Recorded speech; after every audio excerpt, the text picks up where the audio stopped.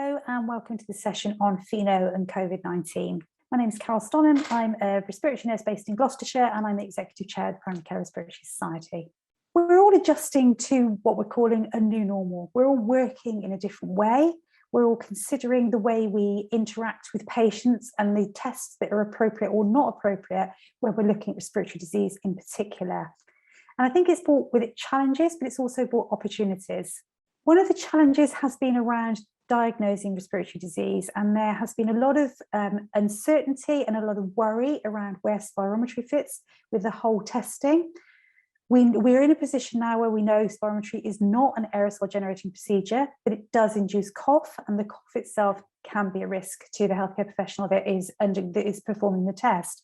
There are sensible precautions you can take to get around that, and certainly they've been summed up in this PCRS ARTP document that's also been co-badged by ARMS and British Thoracic Society. So this gives you really good advice on restarting spirometry and minimising risk.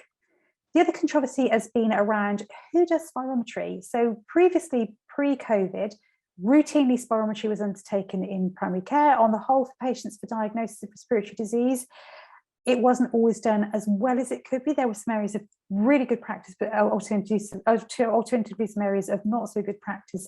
But the issue that's come up now is around who pays for this, because we know it takes quite a long time to do spirometry. It takes a while out of our day, and it was never included in the core contract for payment. So it's really caused an area of controversy, and it's really, we're getting spirometry up and running again. We're really pushing that we get there, but there are a few hiccups along the way that we still need to iron out. I think it's really worth thinking about the tests we do in respiratory disease, because I think we historically have thought that some tests were absolutely the right tests to do and would give us the exact answers, and others would not, or others not so. This is an interesting chart that is in the BTS guidelines, actually, that gives you the information on the test that we're doing, and this is in diagnosing asthma. It looks at the sensitivity, so how well can this correctly detect ill patients who do have the condition. Specificity, which will also look at the opposite side. So how good is this test at rejecting healthy patients that do not have the condition? So if you look at those columns first, so if you look at spirometry sensitivity, not great, 23 to 47% at looking at whether or not a patient does have asthma. 31 to 100% at looking at if a patient doesn't have asthma. If you add in reversibility, then that pushes the probability up slightly. We can use peak flow charting, again, around 50% to make sure the patient does have it, and around 80% to make sure the patient doesn't. Blood eosinophils, between 15 and 36%. Remember, they're a systemic marker of a localized disease, but better at ruling things out. So we've got better tests at ruling things out than in. And then if you look at FeNO, between 43 and 88% sensitive at picking up patients that do have the disease, and between 60 and 92% correct at making sure ruling out patients that don't have the disease. The other thing you can look at are the positive and negative predictive values, which look at the same type of thing. Really, they look at whether or not the patient does genuinely have it or not. And you can see the figures are really all over the place. There isn't one test there that you look at and think, this is exactly the right test to do.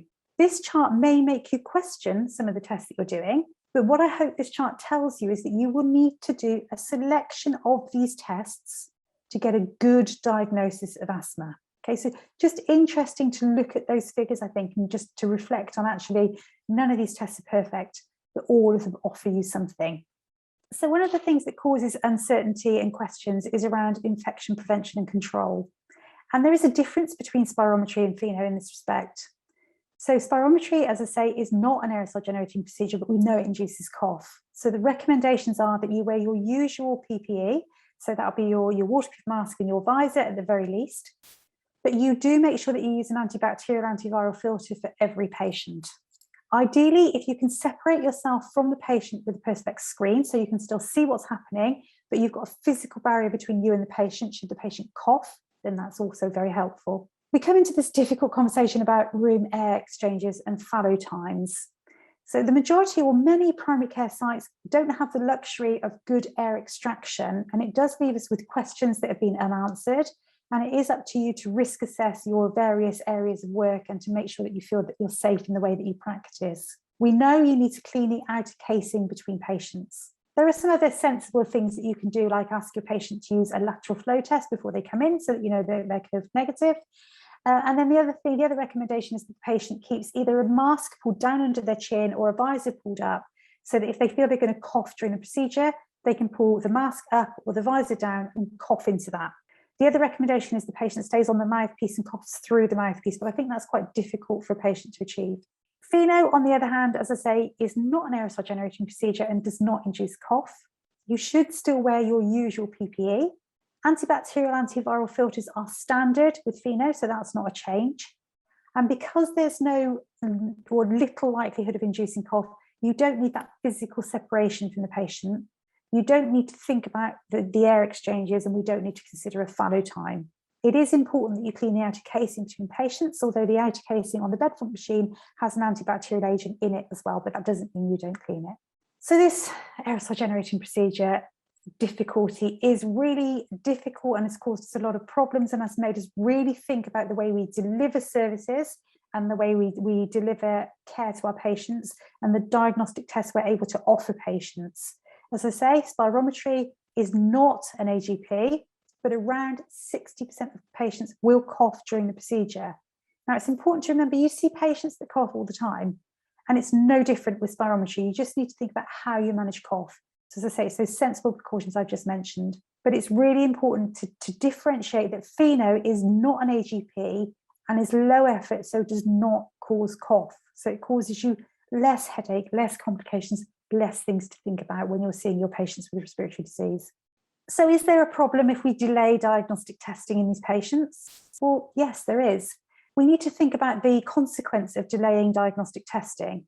We know that some patients have a provisional diagnosis, and that may not be the correct diagnosis. And until we can get some diagnostic testing done that is appropriate for the disease we're looking at, we don't know if that's the right diagnosis, and the patient may well be on the wrong treatment and still have symptoms.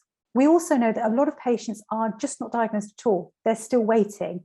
So they may have made their initial contact and been told they will be contacted when we're available to offer, when we've got the availability to offer these tests, but they're still waiting with no diagnosis at all. And more worrying, I think, are the patients that have not yet presented. Because there's been the perception that primary care has been closed, a lot of patients have stayed away.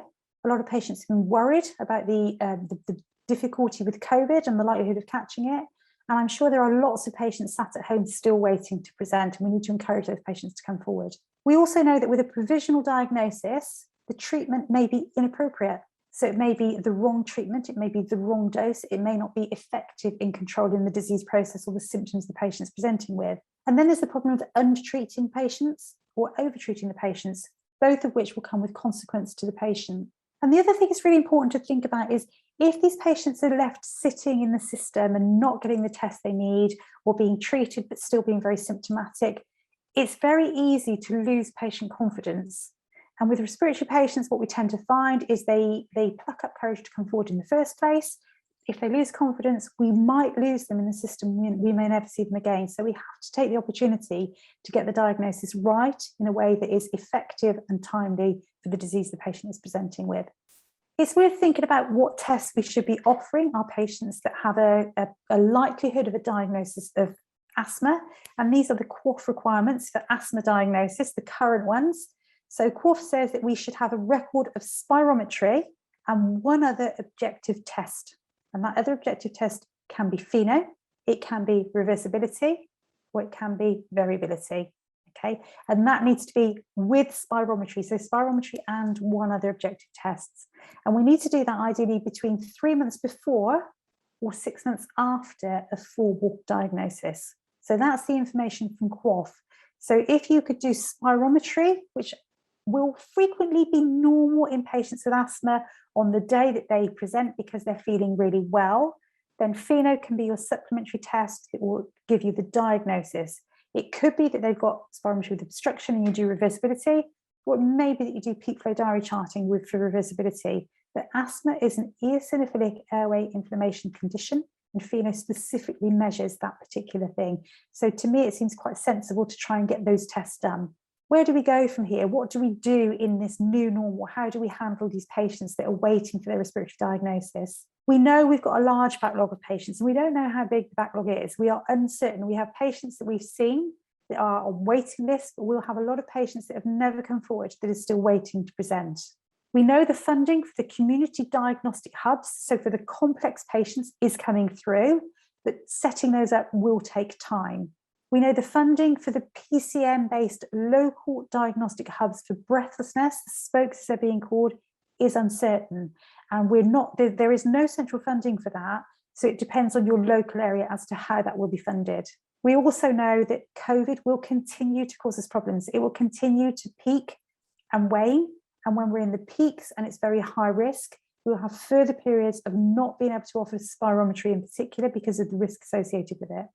But the good news is there are projects afoot that will embed FeNO in primary care. So the Accelerated Access Collaborative has a project at the moment with 28 projects that are up and running that have FeNO embedded in primary care. There are areas that are providing FeNO for their practices. The area I work in, we're providing FeNO to every practice, but there are areas where it's not happening. So I think the message from this is we need to do something, we need to move forward, and it will be very variable depending on where you are as to how that movement is. I think the outset of this is COVID, we know, has impacted massively on respiratory diagnostics, and we have this huge backlog. But we also know that it's not fair that patients don't get a timely, accurate diagnosis. So we need to consider what is the most appropriate test to diagnose a patient with asthma. And within that, we need to consider how safe that is for the patients and how safe that is for the staff that are asked to perform those tests. Thank you for joining me. Goodbye.